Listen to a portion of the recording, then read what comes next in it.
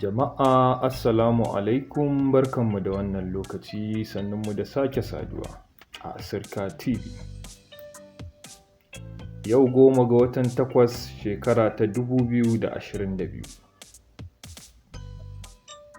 Labaran wasanni.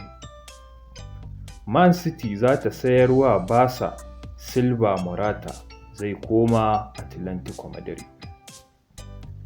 Manchester City ta ƙulla yarjejeniya domin sayar da Bernardo Silva, ɗan wasan tsakiya mai shekara 27 ga Barcelona kan fam miliyan 42.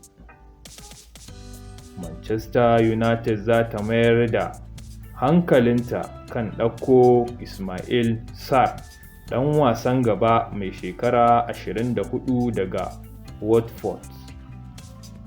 Wannan mataki ya biyo bayan janyewar da ta yi kan sayo Marco Arnautovic.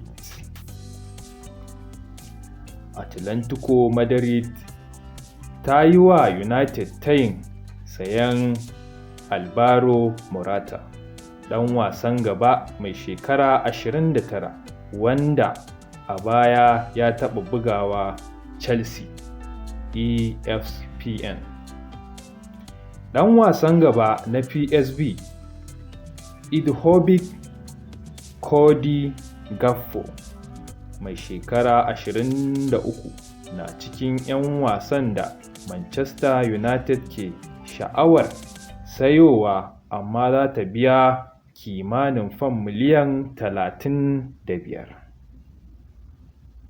Duka-duka a nan muka kawo ƙarshen shirin. Idan wannan shine lokacinka na farko zuwa wannan tasha mai albarka, ka danna mana subscribe sannan ka taɓa ƙararrawa. Duk lokacin da muka ɗora sabon shiri, za ka samu saƙon mun ɗora. Mun gode.